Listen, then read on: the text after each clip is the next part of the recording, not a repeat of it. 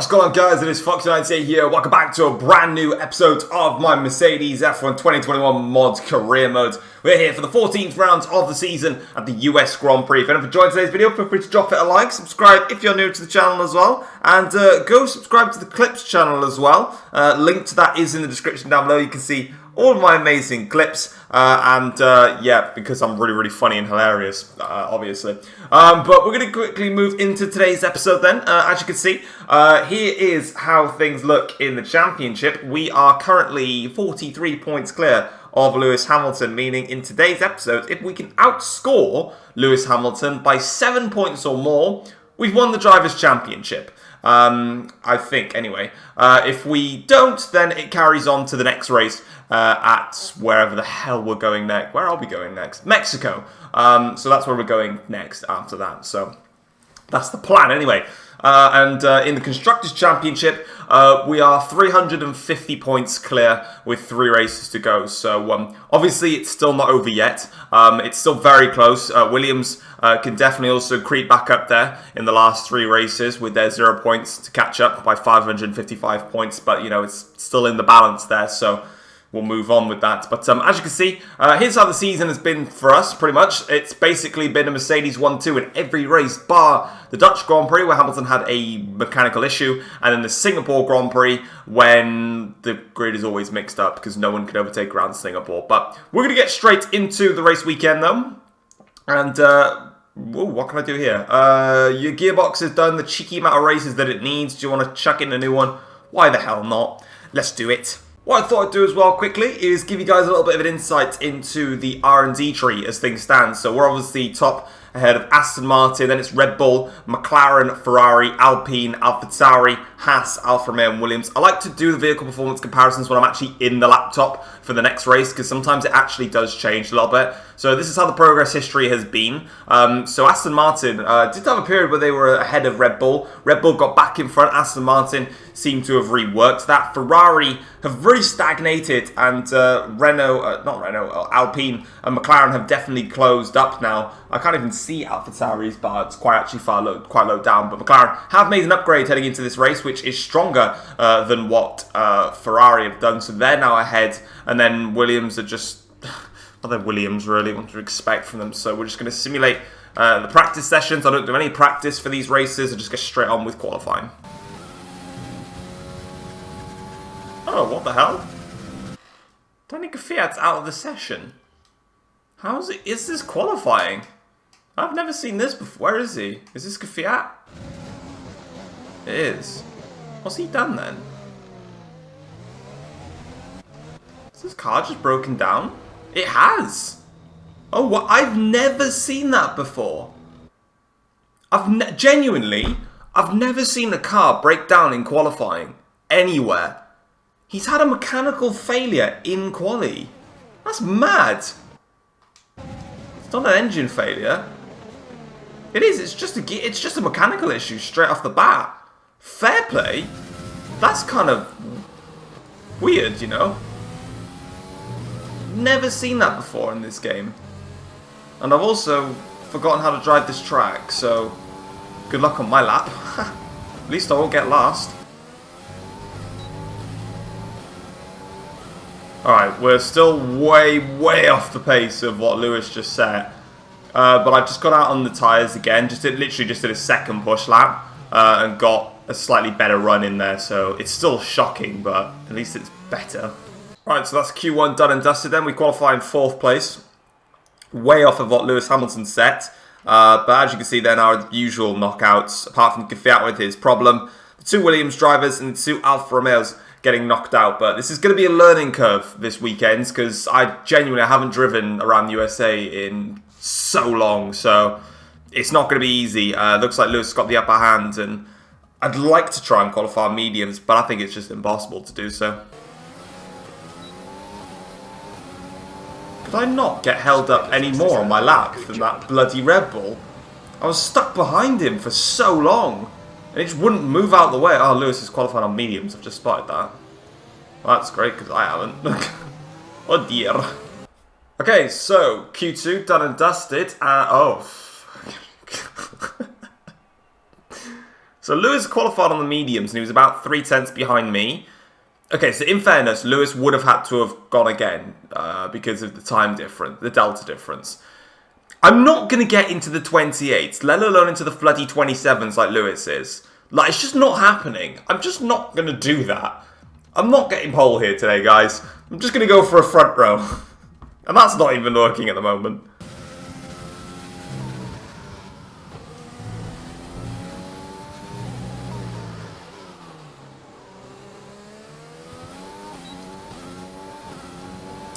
Well, there we go then, guys.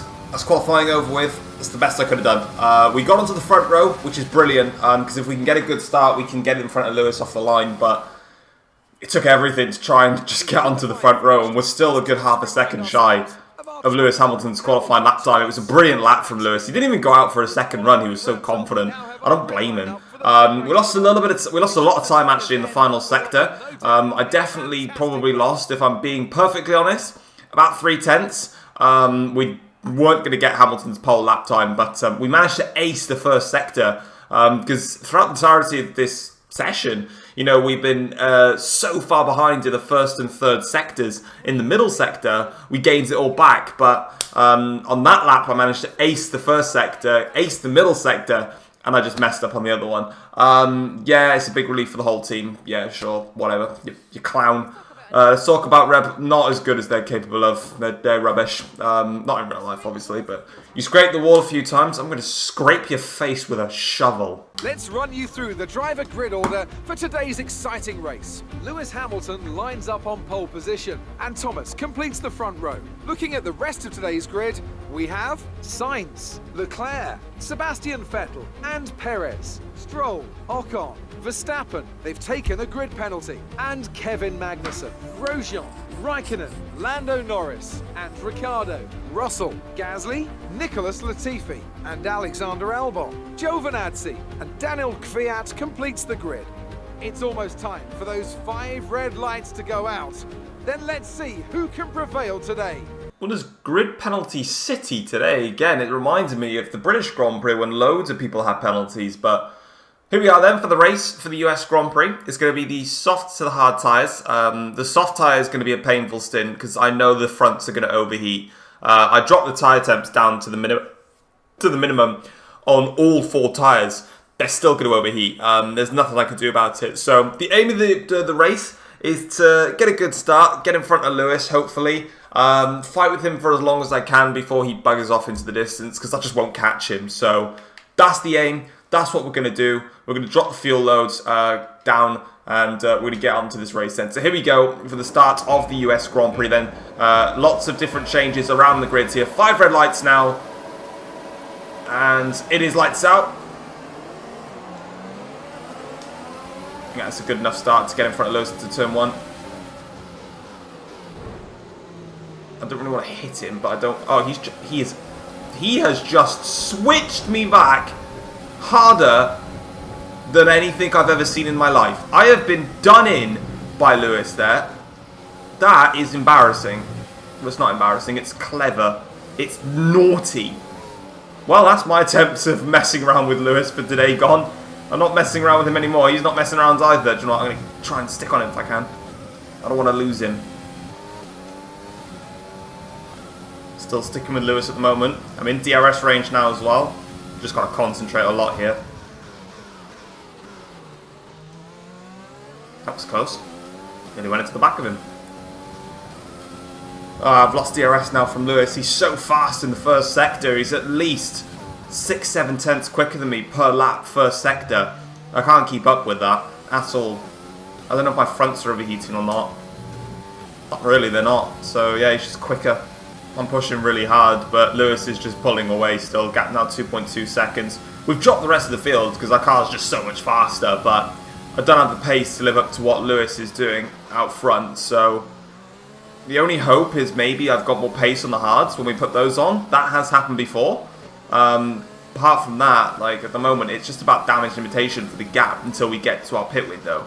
Because right now, I'm just not finding any more pace than what I had at, you know, the start of the stint. We were probably matching Lewis, you know, but as the stint is going on now on these soft tyres, he's just much quicker than us. So I think it's about just limiting the damage. But it's very hard because in that first sector, as I've said before, that's where all his time comes from. Even that last corner as well. I don't know what my engineer just said then. I wasn't paying attention. No, he's telling me about my pit window. Right, Lewis is in. He's pitting a lap earlier than me, so we're staying out for another. It's going to be difficult again, like I said, to try and win this race. He's just a lot faster than us. Has he gone on a 2-stop? Oh shit, he is.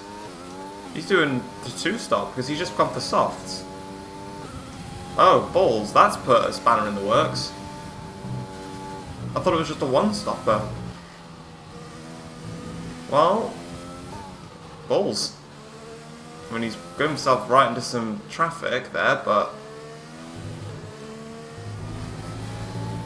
he was quick than me anyway. That's just put a spanner in the works now. I don't think I've got any new soft tyres left. I'll have a look on my thing. Oh, do I want to change the wing?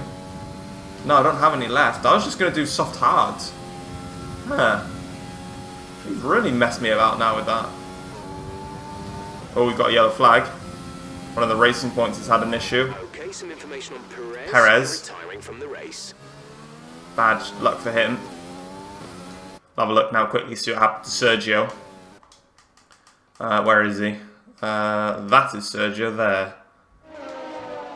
Just an engine failure, unfortunately, for Sergio. Pulls over to the side of the track. That's his race run and done. Pulls it well over to the side of the track there. Fair play to him. We're extending our stint until Lewis is in clean air, pretty much. That's the plan anyway.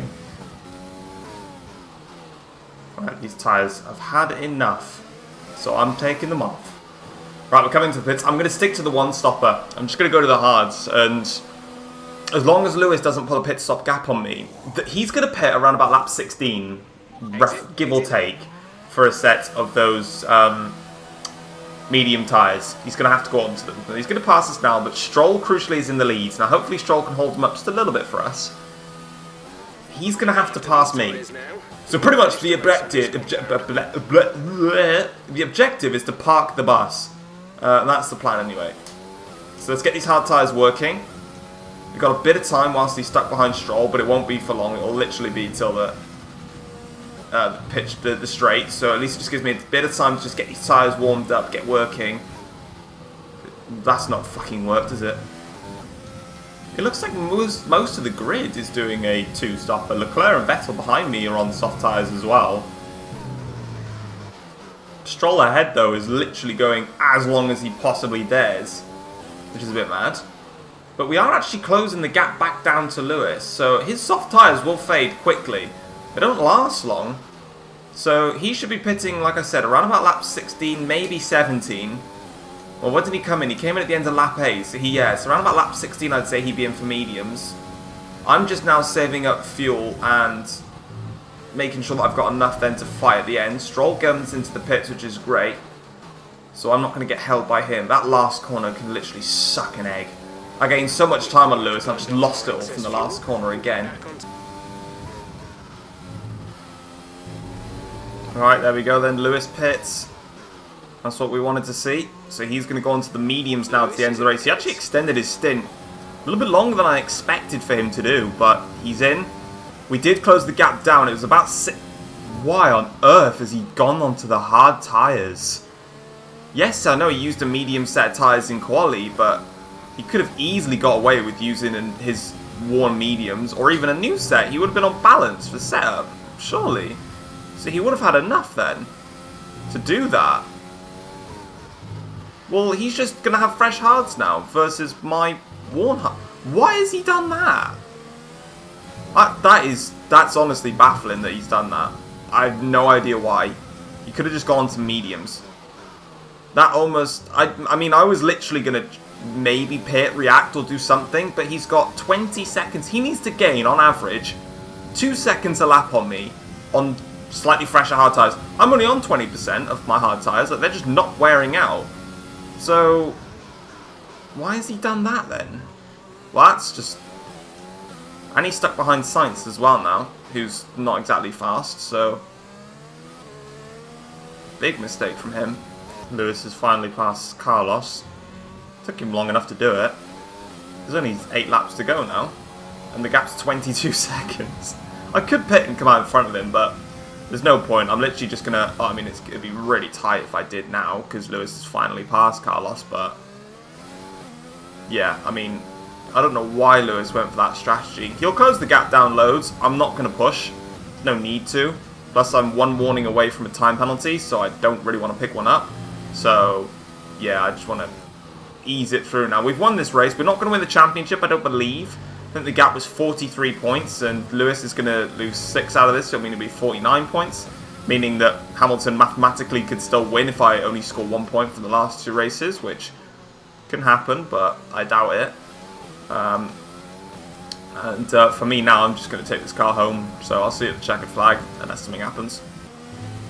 Here we go then, last corners now, on what really is an unexpected race victory. We are going to win the US Grand Prix here today.